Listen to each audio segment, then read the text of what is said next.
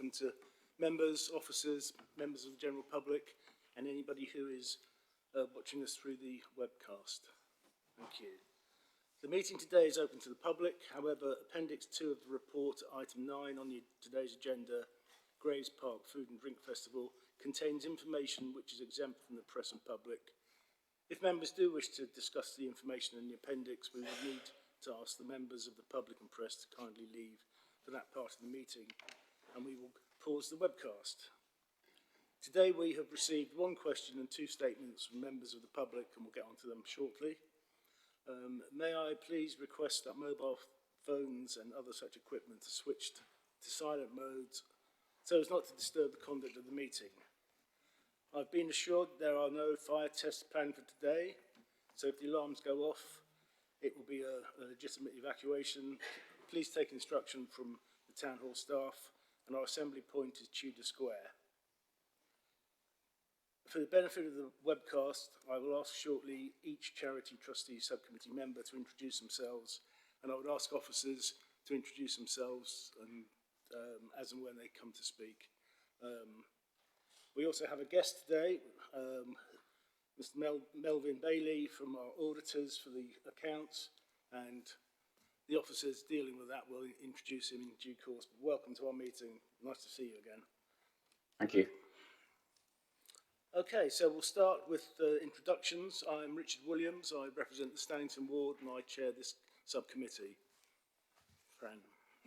Hi, I'm Fran Belbin, member for Firth Park Ward and deputy chair of the committee. Good afternoon. I'm Mike Chaplin and I'm a councillor for Southey Ward.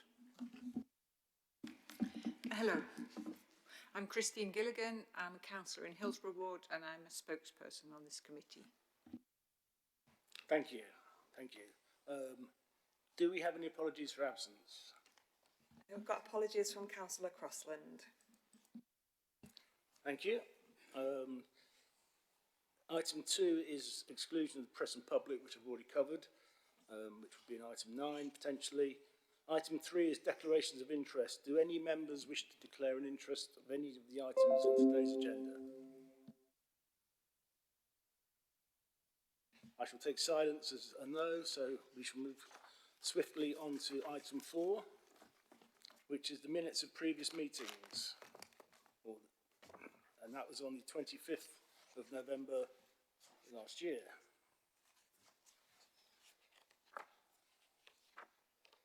I'll just go through the pages, and if you find there's something you wish to query, please let me know. So in the main agenda, page 11, page 12, page 13, page 14, page 15, page 16, page 17, page 18, page 19, page 20, page 21, page 22, and finally page 23. I shall accept that silence is the agreement that the minutes are correct. So thank you very much.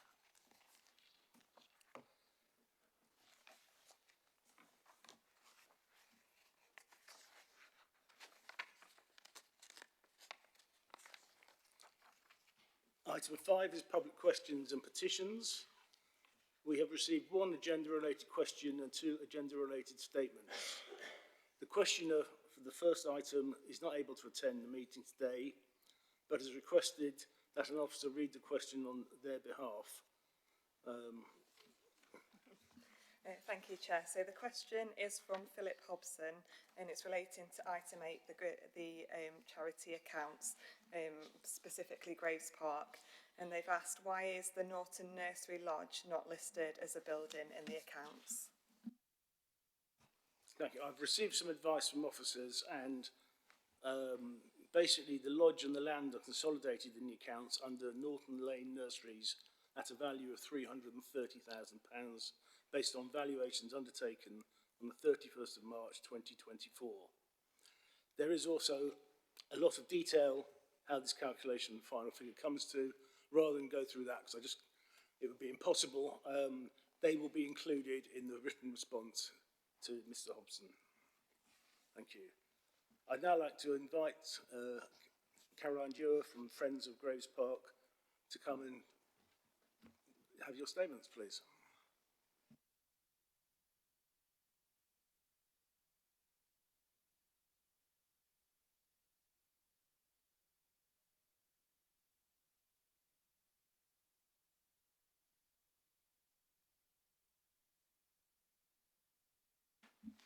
Right, so for the record, I am Caroline Dewar and I am Chair of Friends of Grace Park, and I'm making these statements on behalf of the Friends of Grace Park. Re-item 9, the food fair event in Graves Park. The Friends of Grace Park are recorded as being asked about this before the report was submitted, and we just wanted to make it clear that we objected for the following reasons.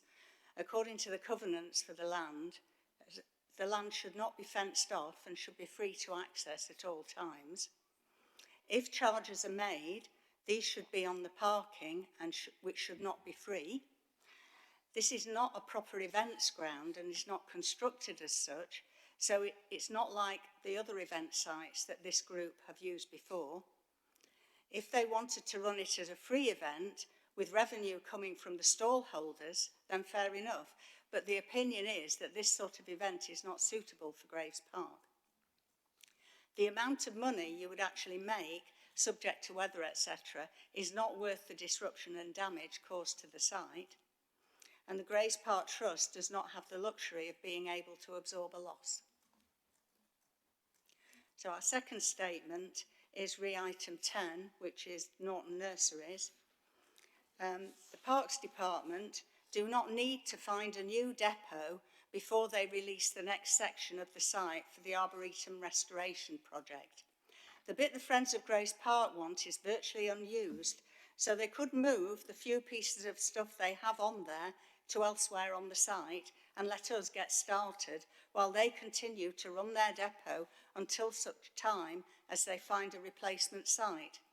We have looked at the site together and anyone can see how bare it is of use and activity. We just want that one part of the site released, not several or other parts, so this decision would stand for some years. The Friends feel that SCC Parks are looking for any excuses to hang on to the land and not release it for restoration. Thank you.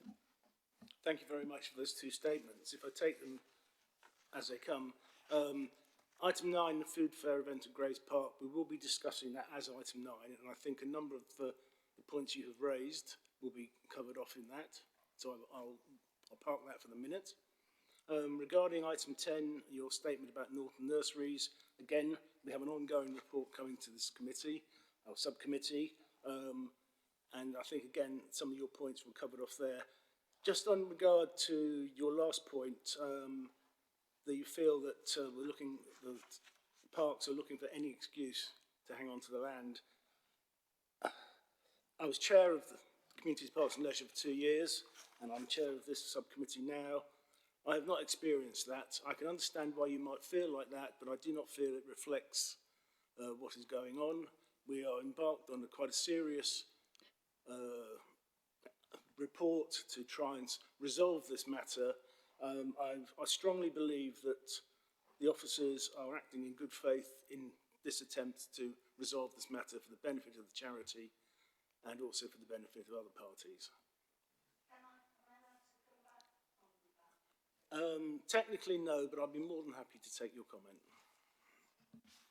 We understand that they're trying to resolve the issue of the whole of Norton Nurseries. But the piece we want to restore is not the whole of Norton Nurseries.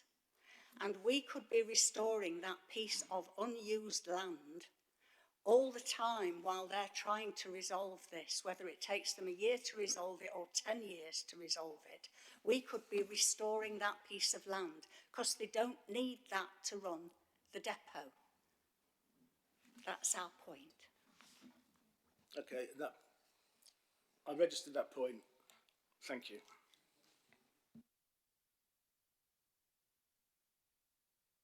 Item 6 is members' questions. Again, I am grateful to the members of the subcommittee that I haven't received any today. You're behaving yourselves very well. So we can go immediately on to item 7, the work programme. Would you like to introduce yourself? Yeah, thank you, Chair. I'm Rachel Appleyard, Principal Democratic Services Officer. So the purpose of the work programme is to aim to show all the known substantive items for upcoming meetings of this committee. There's been a couple of changes since the last meeting, which you can see on page 30. There's 2 new items which are both on the agenda for today, and then a couple of amended items.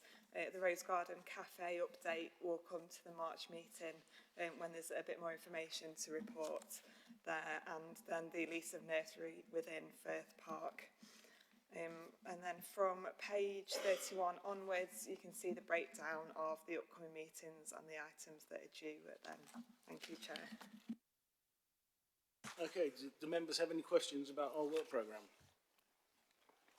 No? Okay, well, we are asked to note the recommendations, which are that the subcommittee's work programme as set out in Appendix 1 be agreed, including any additions and amendments identified in paragraph 4 of the report and any agreed by members at the meeting.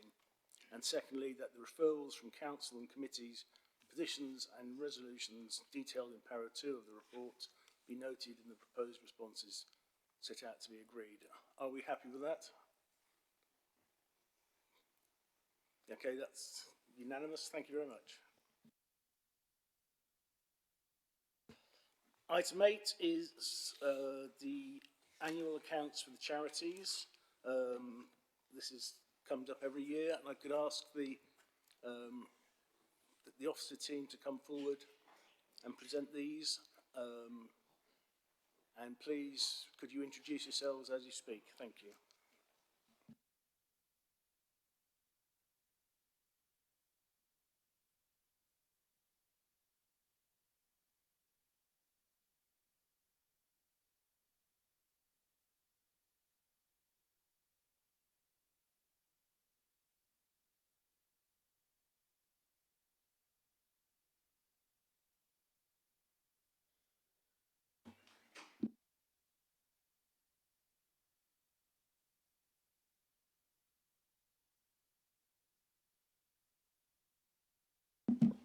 Thank you, Chair.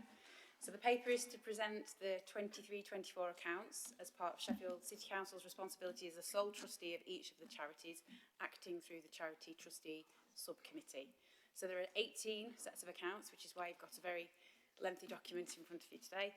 And I would like to extend thanks to the colleagues in finance and my team that have diligently prepared the accounts in accordance with the standard statement of recommended practice. And also thank you to Roger Spencer, that are here today, that have been through a thorough independent examination and review of the accounts. So I'll pass to Craig and he'll talk you through the background. We've got a set of slides to walk you through, and then Miriam's going to pull out some of the key details from each of the different sets of accounts. Thank you, Jane. Can you all hear me? Rachel, are you okay to move the slides on, please? Oh, thank you. Thank you. Yeah. So, yeah, I'm Craig Whelan, Senior Finance Manager, reporting into Jane Wilby. I'll take you through part of the slide deck, and then I'll hand over to Miriam to take you through the details, as Jane just alluded to. So, kind of come through, and I won't read it word for word on this. Were we expecting the church bells? So, yeah, charities are regulated by the Charity Commission, which is why we're coming here, because we need to put the accounts on the Commission's website by the 31st of January. All the accounts put together in line with the statement of recommended practice, which Jane mentioned as well. So that's a framework around what the accounts are kind of basically working towards. If we go on to the next slide, so the statement of recommended practice, and the ones that we'll be talking through today are the ones in the middle section. So the charities with an income over £25,000, they all have to go on the Charity Commission's website, and they need to be independently assessed. We haven't got any that exceed £1 million. Probably just worth noting that Hillsborough's getting very close. So not this year, but could well in the future be one that has to have a full audit, but not at this point. And there are 5 accounts or sets of accounts that are below 25,000 that we're actually not going to go through at this point. They don't need to be independently assessed. They can be requested requested as and when required. So the team on with putting those ones together as well. So then in terms of how the accounts can be broken down, so we can just move on to the next slide, please. They're all done within a statement of financial activity. So it's not dissimilar to a profit and loss account. So it looks at the income and expenditure for each of the charities, what funds are getting in, what they're spending it on, any kind of depreciation that might go through in that element of the financial statement, and it also has balance sheet items as well, which looks at the assets of the charity, includes any revaluations that have happened as well. Also, it's split between restricted and non-restricted, so it's restricted donors have specified the use of those funds. So again, that's another kind of subtext in terms of how these are put together. Worth pulling out onto the next slide, please, fixed asset revaluation. So in line with the audit action from last year, we've undertaken revaluation of the charity's assets. It's a rolling programme, so they're not all done at this point. Where you will see them, you'll see them in individual charities' accounts. So just to bring that to your attention, that is the audit action from last year, and we've made good progress on that one. In terms of the responsibilities that we're expecting from you guys in terms of charity trustees, we'll go to the next slide again, please. I won't read all the legal duties, but it's to understand the responsibility from a financial perspective in terms of management of the charity, approving the budgets and monitoring performance, and ensuring that the charities are financially sustainable as well. If we go on to the next slide again, please. So these are the 12 charities that we're presenting today. Chelsea Park is a new one from last year. That's met the threshold by £6. So it kind of basically went in there kicking and screaming and got over the threshold. So we've got Chelsea Park to go through this time. And worth mentioning here that, as Jane mentioned, the team, the finance officer, worked really hard to pull these accounts together. There's a lot of work involved in it, and it's been pulled in line with the SORP framework, but we've worked really closely with Melvin Bailey and Tom O'Rourke and Roger Spencers to have these audited. When we work through it, it might be worth bringing Melvin in at this point. There are no matters that trustees bring to our attention to say that these aren't true and fair reflection of the financial statements, so they're happy with the numbers that we've got there. There's probably a couple of items that we just need to bring to your attention that Melvin will do, where we're just waiting for some audit action to kind of get over the line, which hopefully we'll do this week. So are we able to bring Melvin in at this point, please? Can you hear me? Yep. Yeah, okay. Yeah, just to echo what Craig said, we're virtually there. There's just some items of evidence that the team are getting together for us. So once we've got those, we'll be able to sign off. But we don't see that there's going to be any changes to the accounts. So that's all I can say at this point. Thank you. But nevertheless, I'm expecting everything to be signed off by the end of January. Yeah, so we're not expecting there to be any issues in terms of the sign-off. We've just got a couple of items we just need to get over the line. And then if we go on to the next slide, this is just to kind of demonstrate that the smaller accounts, the ones under £25,000 that we're pulling together. So the records do go onto the charity website, but we don't produce a set of accounts for them. So that's it from me. So I'll hand over to Miriam to take you through some of the individual charities. Good afternoon, everybody. So my name is Miriam Thomas, and I'm the Assistant Finance Manager for Parks and Countryside and Leisure and Libraries. So if we can go on to the next slide, please. This first slide just goes through the income and expenditure summaries. It summarises for each park, each individual park, and it compares it to the previous financial year, 22-23. It just gives you a breakdown of the income and the expenditure, and then the net income and the net expenditure for each park. We can move on to the next one, please. So this slide shows the Sheffield City Council contributions, both revenue and capital, for each park, and again compares it to the 22-23 financial year. So if you look at the bottom line, it's showing that in 23-24 Sheffield City Council contributed an extra £267,000 compared to the previous financial year, and that was on the revenue side. In terms of the grants paid to charities, it's lower by £227,000, and this is due to Hillsborough. Because in 22-23, Hillsborough had the All Wheels Park, which was completed in year, and the capital was drawn down. So that's the main difference. If you could move slide, please.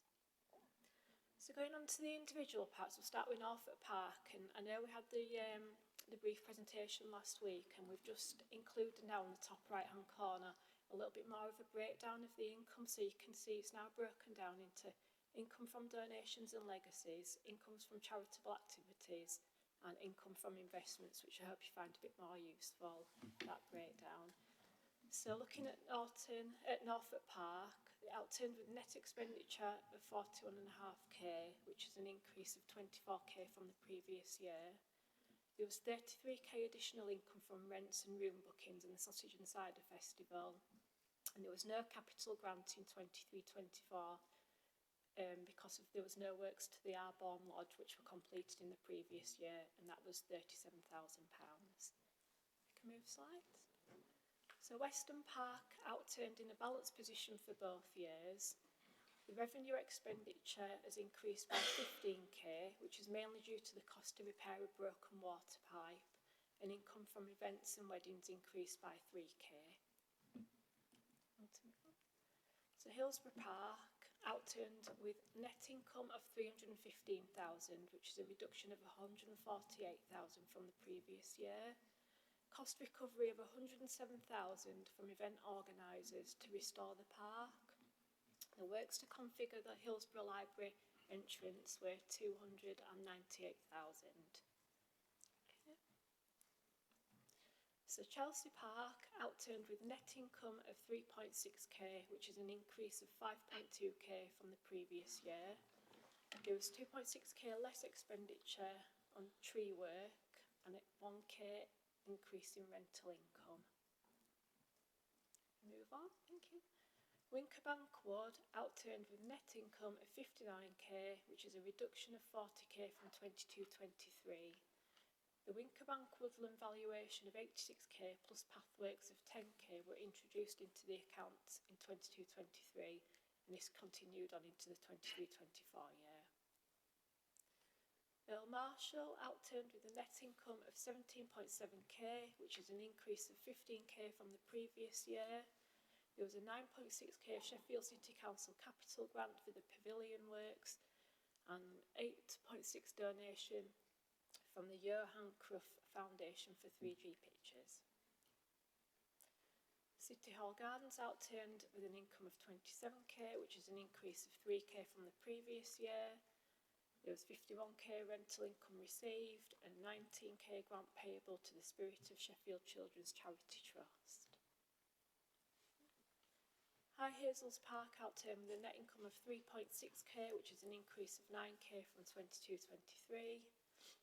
There was a 10k increase in the Sheffield City Council capital grant contribution, which was continued working with the park shelters, and a small reduction in expenditure compared to 22-23. So Richmond Park outturned with a net income of 7k, which is an increase of 24.8k from the previous year. This is where my eyesight fails me. 16k capital spent on food management works, funded by 15.8k community infrastructure levy and a 1.3k Friends of Richmond Park contribution. There was a 7k council tax charge for the vacant Park Lodge, which was backdated to the 21-22 financial year. Endcliffe Park outturned with net expenditure of 25.6k, which is an increase of 10.7k from the previous year.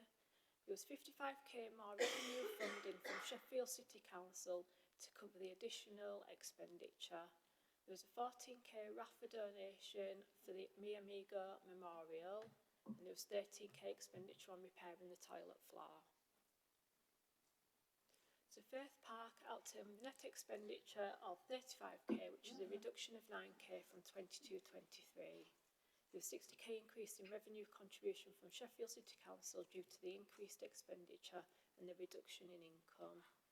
And there was zero contributions in 23-24 from the Section 106 Maintenance Fund. In 22-23 it was 4k, and Repairs and Renewals Fund, which in 22-23 it was 24k. That's a lot of figures for you there. Okay. So Graves Park outturned with expenditure of 92k, which is an increase of 7k from 22-23. and my eyes are really bad, sorry. Animal farm income increased, I'm going to pay by 24k. Reduction in rental Thank you. from the Rose Garden Cafe. Bless you, I should have got mine on, shouldn't I? I'll leave it at that. To make it all small to move on. Does anybody have any questions? Okay, firstly, thank you very much, and I think it's evident the amount of work that's gone into producing these accounts. So, on behalf of the subcommittee, thank you once again for doing so. Questions, Fran? Thanks. I have a few questions, but first of all, I'll do my traditional pointing out the typo, which is on page 234. I think the signature needs updating. It says they will be signed off by Councillor Brian Lodge, which I think will be news to you, Richard. So that just needs updating. So one of the questions is around within the accounts. It talks about expenditure on raising funds, and I wanted to ask how that was apportioned, because I think it says somewhere in the papers that it's impossible to split out those costs on a completely accurate basis, which I can completely understand. But then how is it allocated, and is it related to the proportion of funds that are actually raised? So, for example, in these accounts, it seems that nothing has been charged to Hillsborough Park for raising funds, even though there was some significant grant income and significant events there. But in contrast, Graves Park has been charged £18,000, more than £18,000 for expenditure on raising funds, and the events there only brought in 24k, so I wasn't clear what the basis of that was. And also, just to say, it's not even mentioned in some of the, in some of the sets of accounts it says zero for expenditure on raising funds. In some it doesn't even mention it at all, so there's just something about consistency there. Should I ask that one and then reply to that one and then ask my others? Would I be okay to take that away and look at that in more detail for you, just to get a full picture of that? Is that okay? Thank you. The next one then was around what's the basis for deciding whether we charge for an activity within a park, in a charitable park? Is it based on whether it's an income generating an event? And if that's the case, are they the only circumstances in which case an event comes to this committee for a decision?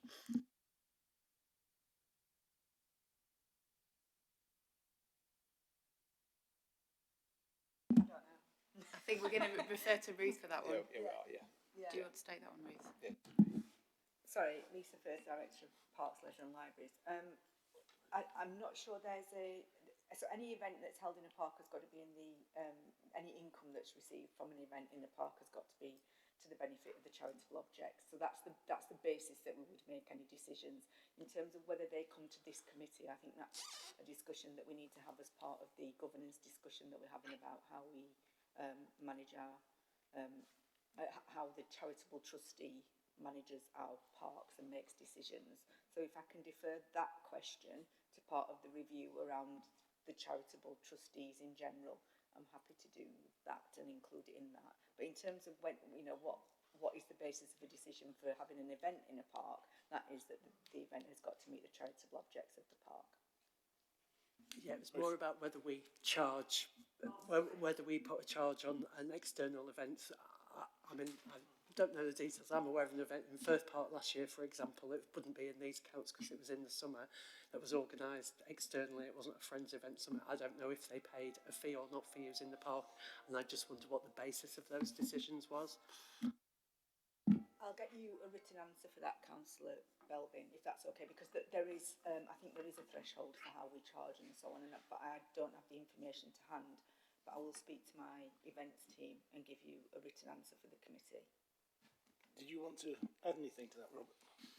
Yeah, I think it's probably worth working to the detail of the example so that when it comes to looking at the remits, there's confidence in when matters do come to the committee. But generally things come to the committee where there's a need to apply discretion. So perhaps the financial return to the trust, the relevant trust, is something that, as it were, promotes the charitable interests, because perhaps the event itself isn't sort of very obviously an expression of the charitable purpose, but while still being within the overall ambit, it's something that perhaps is an overlay on it, and therefore the financial aspect is considered a benefit to the trust, and overall the activity is considered to be broadly consistent with it. So it's those things that are on the margins that the discretion of the trustee is sought over in the permissions. But I think it's probably worth looking at the detail of concrete examples so that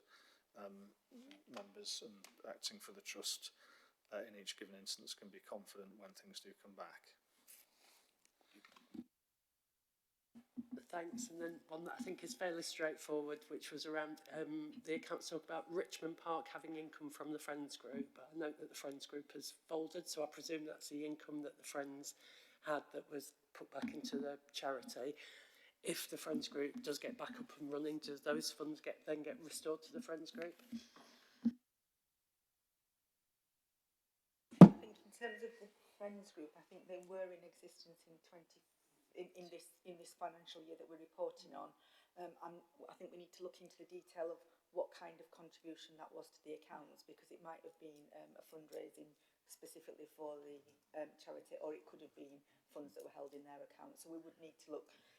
The Friends of Richmond Park, any funds that they had as a constituted group wouldn't necessarily go into the charitable account. So we would need to get some clarity on that, Councillor Belbin, and we can get that for you. Councillor Gilligan. Yeah, excuse me.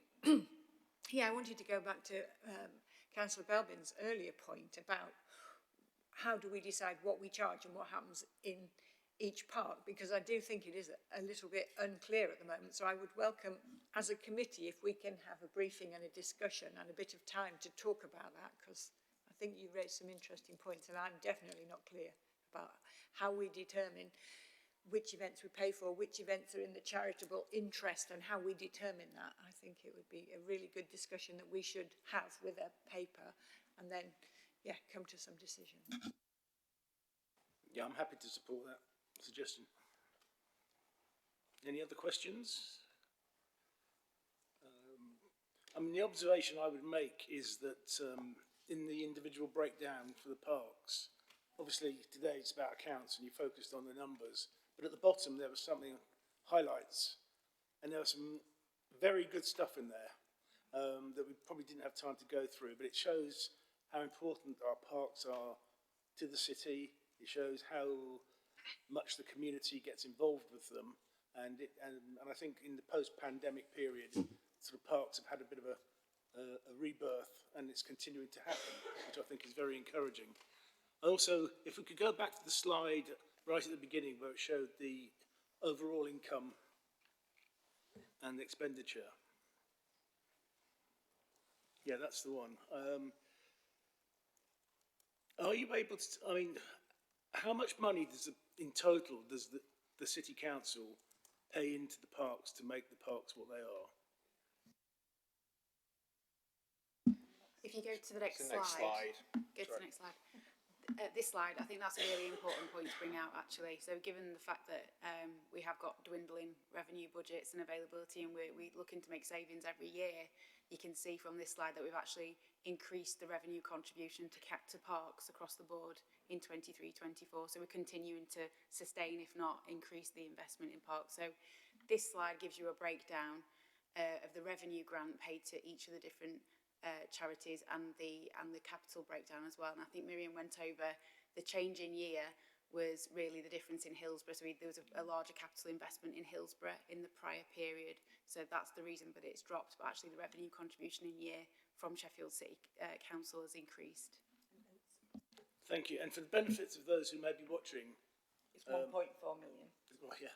And also, what goes into revenue and what goes into capital? Just a very brief description of that.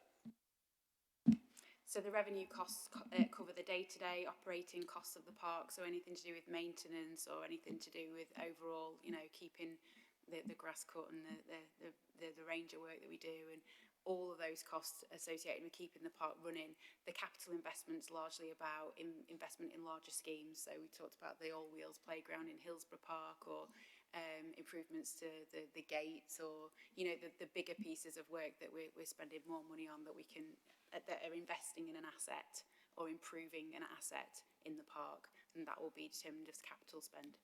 And it's probably also worth noting as well, we do have a lot of fundraising activities in the park, and I think you pulled out on the slides, we've had, you know, a huge amount of investment from our Friends of groups. So I know we've got some Friends of groups here today, and you know, they do a huge amount of work in the parks and really help in terms of leveraging extra funding that we're not able to do so as part of the council.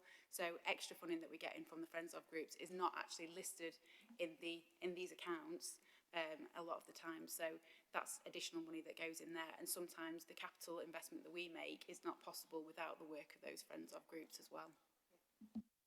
Thank you. If there's no other questions, we have recommendations, but before we go to those, I don't know, is our auditor still online? Yes. Well, firstly, thank you for your work. Do you have any final points you wish to make as we're about to wrap this up? No, that's fine. I've said all I need to say, I think. Thank you. Well, thank you once again. If we go to the recommendations then, we have some recommendations for approval. They are, firstly, the Charity Trustee SubCommittee notes the 2023-24 Sheffield City Council charity accounts and outcome of the external auditor's independent examination undertaken by Rogers Spencer Limited Chartered Accountants, and that the Charity Trustee SubCommittee approves the 23-24 charity accounts, and the chair of the charity, which is me, will sign the statement of accounts, the trustee report, and letter of management representation to conclude the external auditor's independent examination. Are we all agreed with that? Okay, that is unanimous. Thank you very much. And again, thank you, officers, for the work that you've put into this.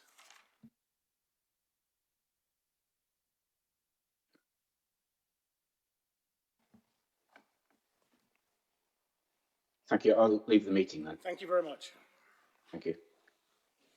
Now we'll just have a very brief reset when we will move on to item 9, which is a new event at Graves Park, Food and Drink Festival, and I believe that Catherine McDougall, will come and present this.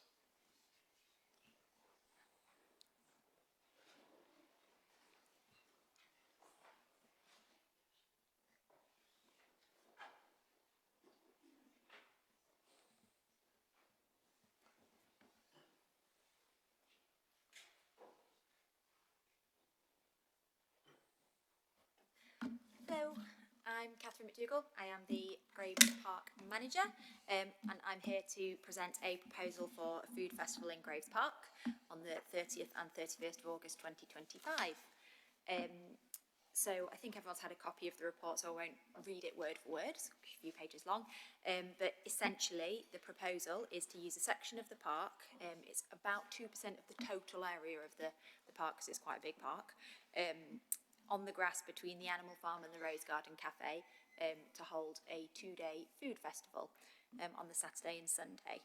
So it will involve putting Harris fencing up around this area, and the event company would charge for entry into this area. It would have food demonstrations, stall holders, entertainment, music, that kind of thing inside. The event company would also put on overflow parking at the sort of north side of the park on the grass. This is an area we generally do use in the park for overflow parking for events like the Country Fair, the Animal Farm's Easter events, various other ones that go on throughout the year, essentially to minimise parking disruption to local residents and traffic problems, which we have had at some other events in the past. The setup would be 2 days to set up, 1 day to take down, so it would be 2, 3, 4, 5 days overall in the park. So the event itself would not cover any paths or existing locations of the park run, cafe, playground, the land train that operates the inflatables in the park. And the festival organisers would be working with those concessions in the park to see if they wanted to get involved with that festival itself as well, to create a more local feel to the event. As part of that event, a fee would be paid to the charity for use of the land. by the company running the event. They would also pay an additional fee to the council for a market licence, which events have to run. Plus, they would be charged for any reinstatement work. So should they damage the park in any way, they would be charged to the amount it costs to put right. Ideally, they wouldn't. They do have various measures in place, including ground matting and trying not to use bigger vehicles. So their vehicles, for example, are smaller than the ones that they use for the fun fair. But there are some vehicles, so they would be using ground matting. In the event that, there's summer storms for 6 weeks and it is waterlogged, there would be a health and safety consideration. If it's not possible to run the event, we would not run that event in the park. In essence, that's sort of it in a nutshell. The organisers themselves are experienced in running various food events around various other parks in sort of Leeds, in other sort of local authorities in Yorkshire and across the country essentially. So they do have a good experience in this, and if the committee does choose to accept this proposal, they would be setting up a specific Graves Park event like they have in various other places across the country. That's pretty much it in a nutshell, but if anyone has any questions, please let me know. Do we have any questions? Fran? I always have questions, thank you. Just a note, first of all, someone did ask me earlier this week, is it a misprint and is it supposed to say Norton Leeds Food Festival? And I did have to explain that, no, North Leeds Food Festival is the name of the company, but again, just to clarify, it would be the Graves Park Food Festival. We will not be holding an event called North Leeds in the park. I mean, I'm broadly in favour of this. It sounds like a really nice event. I do note the comments, though, that were raised by the Friends group earlier. I suppose the points I'd make in response is that it's pretty limited time, and in terms of fencing off, I think that's kind of consistent with similar events. I do feel, though, that the stuff around parking feels slightly perverse. It feels odd to me that if you get to something early, you pay for your parking in the car park, but if you arrive later, you go onto some land that potentially could be damaged by the parking and you're not charged for that. I do find that decision a bit odd. And when you talked about if the land is damaged by the company in the course of the event, they paid for it, does that cover the car parking area as well? Yes, it does. And yeah, I would like to thank the Friends group for making the points. They do help us mitigate against any problems that might come up. So, they've had a lot more experience than I have, certainly in the park over the years. They've been involved in the park for longer than I have, so it's great to get the benefit of that experience. But in terms of damage, we do put a lot of mitigation in for our own events that we run anyway, because the animal farm, as part of the Graves Park charity, runs events to raise money for the animal farm. So we already understand sort of the risks to do with parking. We do charge for our parking, but we don't pay a fee to use the park because we're part of the park, if that makes sense. The business model these guys are using is different. They are an external company that run events, and so this is the way they've run their events in other areas of the country and found most successful. This is a proposal for one event. We're not proposing that this will be forever. If it's really successful, we might come back next year and say, this was fantastic, let's do it again. But at the moment, it's just for this to run a trial to see if this kind of event works. And it's a learning experience for the company as well, because they have to run an event that's, if we run events that aren't profitable, there won't be any more events in parks. They have to work out what's profitable for them, just as we do for us. So we're asking them to pay us a fee for use of the park, and they've decided that they believe ticketing for entry into the event and not into the overflow car park is their way.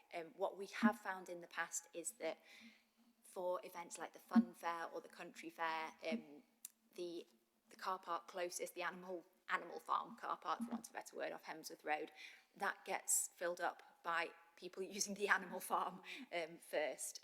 They don't tend to use the overflow parking, generally because they've got prams, buggies, it's more convenient, and they would prefer to just use that because they're closer to the animal farm. So actually on a weekend that this would be the 30th and 31st of August, I think we will find that it's full of animal farm users, and that overflow parking will just really reduce traffic problems that we might have had around the park anyway.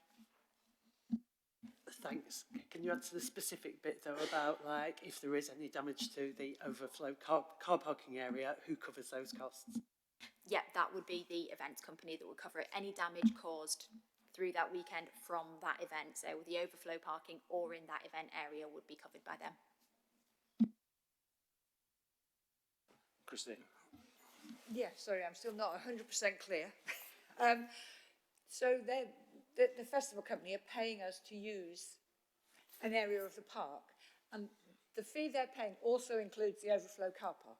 Is that how they can then not charge for it? They are actually hiring that bit of land which they have chosen to use as a car park. Yeah, okay, that makes sense now. Thank you. Mike. Yes, I welcome this. All I would say is that if it doesn't go so well in Graves Park, given that the Friends group aren't particularly keen to see it here, we have some lovely parks over the north and east side of the city. In fact, Cookson Park isn't a charitable park, so I doubt it would get any objections. And you'd be more than welcome to come there, or even on the border of mine and in Fran's ward, Firth Park, we've got Parson Cross Park, even bigger, which would also lend itself to an event like this. Yes, so I think it's a really good opportunity to trial an event. Like I think it's a good thing for the park because, you know, it brings people into the park and there's a fee paid to Graves Park. If it doesn't work for whatever reason, there is absolutely no reason it couldn't be tried somewhere else. You know, events are specific, you know, work well in some places and not in others, but I would like to try it in Graves Park because I do think it would benefit people to try something. You know, it's a new offer that we can deliver at no cost to the charity. Yeah, it's not central though. That's not in the way that Cookson Park is anyway. I think you're bordering on declaring an interest there, Mike, aren't you? It has no Friends group, so I think it's worth saying that this particular request was for Graves Park, so you're absolutely right, we didn't explore other parks because the request was, is it possible to hold this event in Graves Park? But it is a good point. If it's successful, does it continue in Graves Park? Does it continue there and other places? Might there be options for that? So yeah, we will absolutely bear that in mind, because you're right, we've got a lot of parks that would love this kind of event to take place there.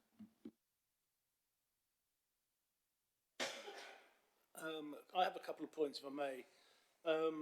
Just really relating a little bit to the statement from the Friends of Group. They have raised concern that the Trust may be in a position of having to absorb a loss. Can you just clarify that for me, please? So the external company will pay a fee, and they would pay to restore the park.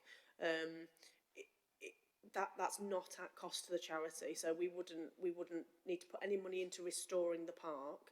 So it kind of isn't possible for the Trust to have a loss. The other businesses tend to pay set fees. So the cafe, for example, had said that they weren't really sure whether this was going to be good or detrimental to them, because sometimes they actually see more customers come in. So they're on a lease that does have a turnover element, so that there's a chance that there's a small impact there, but it is only over 2 days. And also what we've just seen from the charity accounts is that Sheffield City Council subsidises the park, the running of the park, so the revenue element of the park from the council's budget is always there, so this would not be at a loss to the charity. I think on the point of Rose Garden Cafe, potentially, if this is successful, if we're lucky with the weather, then it might potentially drag people from around the city into Graves Park, and that will be a longer term benefit to the Rose Garden Cafe.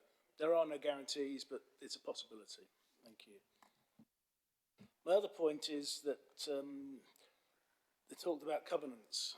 Are we happy that we're not doing anything that isn't appropriate? This report and the request for an event has obviously been signed off with legal, who have checked the charitable objects and the like. I don't believe it's breaking any covenants on the land. We do have areas of the park that are fenced off. This is for a very small amount of time, and it's a very small amount of the park. So I don't believe it's breaking any covenants. Robert, I'm guessing you don't want to jump in and tell me I'm wrong. I don't think Well, I don't have the document in front of me, but it's been signed off. We'll certainly make a note to check that, but I don't think we can trust the legal work's been done on this. If there's no other questions or comments, then firstly, thank you for your presentation, Catherine. It's under the heading of looking at ways of doing things differently in the parks. It's a one-off. It can be judged as a one-off to see whether it's successful or not. And I think also as part of that assessment at the end, it would be useful to get comments from and thoughts from the Friends of Grace Park as to whether it's actually been as disruptive as it could be. I mean, again, the nature of the country we live in, a lot of it's going to depend on the weather. We can't really, that's a bit outside our remit, isn't it? Okay, on that basis then, we'll go to the recommendations. And we have two, which is one, to note the contents of this report and approve the event proposal based on the terms set out in Appendix 1 and Appendix 2, which really covers the fee structure and elements of that. Are we happy with that? That is unanimous. Thank you very much.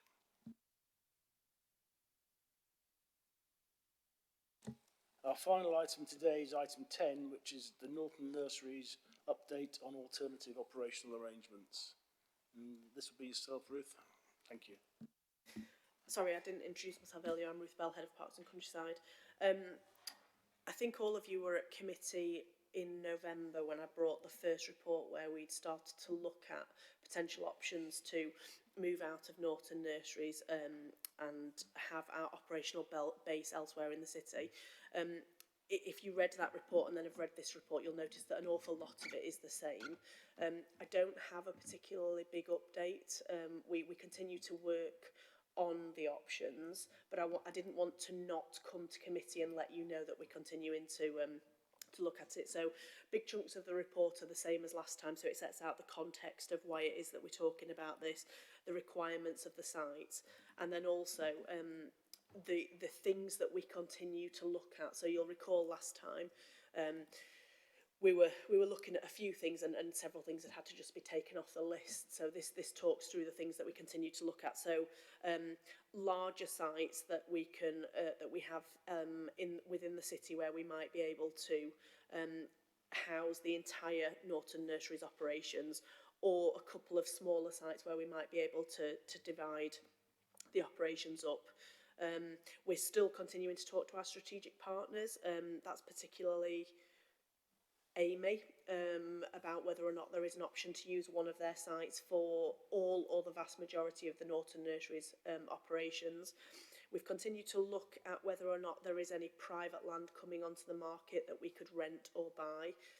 You'll remember that last time there wasn't anything that was suitable. There's quite a lot of land over by Meadow Hall, but that's too far away. There hasn't been anything suitable come on the market since that last report, but we do continue to keep an eye on it.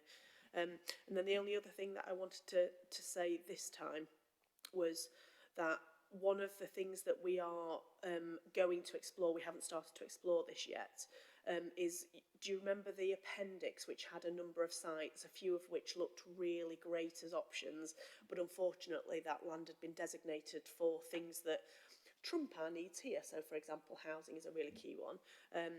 I've spoken to colleagues in property and planning to ask whether if we have an idea of an area that might be really great, or if we don't find suitable alternatives through any of the other mechanisms, to prevent us not being able to come to you with suitable alternatives, is there an option for us to look at some of those sites again and say, we know, for example, that this site is going to be used for housing, but it doesn't look like that's going to happen within the next 3 to 5 years. Is there an option for the charity and the other operations to be operated out of there for a fixed term, say 2 years, maybe 3 years, perhaps bringing some of those sites back on the table so that we can get I was going to say a suite of options, but I think that's a bit of a grand way of saying what might be 2 or 3 options to allow you to make a decision about where those operations will be.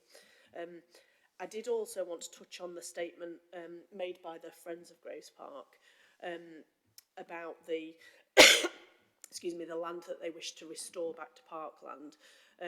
It isn't accurate to say that that area is not used, but it is right that it is not used in the same way as some of the other bits of land. So we don't have large containers on there. We don't necessarily store our vehicles on there, but that space is used for the manoeuvres of the large vehicles. It's a way of allowing those vehicles to move safely. We are looking for options to move off that space alongside move off that space and everything else, if that makes sense. The key thing here is that we can only move off that space when we have an alternative to allow us to operate those vehicles safely. But the Friends are right in that, number one, it will form one of the options. Getting off that space will absolutely form one of the options, potentially in 2 or 3 different ways. But also that part of the land might be something that we can act quickly on, perhaps more quickly than the other things that we're going to bring back. So it is being looked at. We have to have an alternative before we can get off that land, but there's no reason that we have to do everything on the same date, and that bit of land might be something that we can have a decision taken and then move very quickly on. So it's not been, yeah. Does that make sense? So, sorry, I didn't even conclude my item, did I? So this is an update report. I'm not asking for decisions as such. The report just asks to approve the contents of the report and also to support us in continuing this piece of work, which I do hope we will be able to bring back soon with actual options to allow you to take a formal decision rather than just bring back updates about where we're at with it. Thank you very much for that. Any comments or questions? Fran. Thanks. Thank you, Ruth. And I do know that you are putting an awful lot of work into this and that the work is progressing. And I appreciate it might not look like that from the outside. And but I know just the conversations with planning colleagues, actually, that gives the potential to go significantly further forward. I suppose what I wanted to explore a bit is some of the potential timelines, given all the things that are up in the air. One of the things we discussed when we were talking about the space that is there for the vehicles, the turning circles and so on, is that there's also a building on that piece of land, and I think there may be some health and safety issues potentially around releasing the land that the building is on. So I just wondered if you could say a bit about that. But as I said, it was more around overall timelines or possible timelines. So you mentioned there that if we could find an alternative for the vehicles, that could probably be done quite quickly. Because I'm very conscious that some of the options you're looking at here are potentially quite expensive. When you're talking about buying land and things like that, that feels like quite big decisions that will need a lot of more time to invest in. But some of the partial decision over moving the vehicles, for example, wouldn't necessarily stop a full decision over moving everything at some later point. So it's just being clear really about some of the possibilities around the sequencing of this. And if we were able to release the land that the vehicles are using, does that include that building that potentially has health and safety issues, and what impact might that have on timelines? Or would we literally be talking about, fine, you've taken that decision, the vehicles have moved, off you go, basically to the Friends group. So we're hoping, I know, to bring a decision around some of this at least to the next meeting in March, aren't we? So enable to help the Friends plan as far as possible. It'd just be useful to have some feedback on that. Thanks. It's a really good point, and it's actually one of the more difficult things here because I've said before, with this piece of work, it's important that we do it right rather than do it quick. But that sequencing point is a good one because actually, in order to do it well, there are a lot of moving parts. So you'll recall from the licence to allow us to continue to operate at Norton Nurseries, just as an example, we had to have 2 valuations of that land to allow the charity to have a valuation, and the Parks and Countryside, Sheffield City Council Park, to have a valuation. So for every option that we come up with, we've got quite a lot. Once we get to an option, we've got to have quite a lot of work done on it, and we don't want to rush that or not do that correctly, because we want to be able to say these are the actual options that allow you to make the decision as charity trustees as to what is in the best interest of the charity. It is possible, and if this is preferable, we can take this forward as an option. I'm using the word option a lot, apologies. The point about the large vehicles is something that we could possibly, well, I feel fairly certain we could get an answer on that for the next committee, and we may not have an answer on those other things. So we could bring that one as a standalone item in advance of everything else. I mean, if with a bit of good luck and a following wind, we might get everything for the next committee, but if we don't, we could look to bring that single item. The only thing is that you just need to bear in mind that you were making a decision on that and still had further decisions to make. So you're not looking at the whole Norton Nurseries option, but there is no reason that we couldn't do that. Just to what you were saying as well, so each of the options we are looking independently at whether we can move the vehicles even if we can't move the rest of the site. But I don't want to just put a but there. How far away that is, where it is, in relation to the sites, also the welfare facilities for the staff. So we are looking at separating the two things if we can to expedite the vehicles, but we've also got to be mindful that staff still need to get to and from site and so on. So, but yeah, we absolutely, Ruth and the teams are, and the teams across the council are looking at trying to split them out so we can move them as quickly as we can.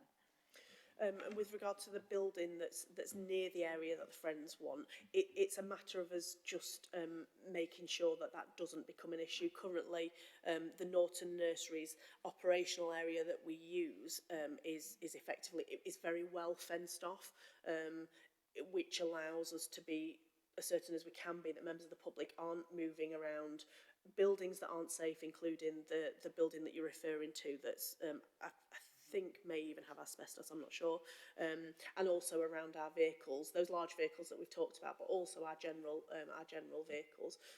In order to return the land to the Friends, we would fence off their section to allow them to begin restoring the parkland, but we would just need to have a check of what it means for the rest of the site and ensure that we didn't have any inadvertent access to things that aren't safe. I don't particularly mean for the Friends, I mean for members of the public, places that we just need to make sure people in general are kept out of. Thanks. So, I mean, looking over at the Friends there, really, I'm assuming that what we would prefer is some sense of sequencing that would allow earlier access if possible, and will also give you the confidence that we are actually moving forward with this, which I certainly do have confidence. I'd like to thank the officers for the work you are putting into it, but I appreciate the comments you made earlier. So, yeah, I think if we, and with the agreement of the rest of the committee, if we can work on that basis, I think that'd be really helpful. Yeah, I think, thank you, Ruth, for that. Yeah, the key thing, as you said earlier, it's making the right decision, not necessarily rushing it.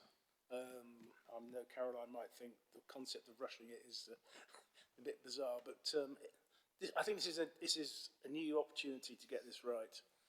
If we can work in a sequenced way, as Fran said, I think that makes sense as long as it doesn't have a detrimental impact on the final overall decision. And that's the task you've got in front of you. But does anybody else have any questions or comments? No. Well, I think it's a noted update. So our recommendation is to note the contents of the report and support the continued use to identify further options which will be brought back to this committee for consideration. And clearly, that's got to be in the best interest of the trusts. So, are we happy to note that? Okay, thank you, and thank you for your report. And wait for next time. And that concludes our business today. So, thank you very much for your attention and your questions.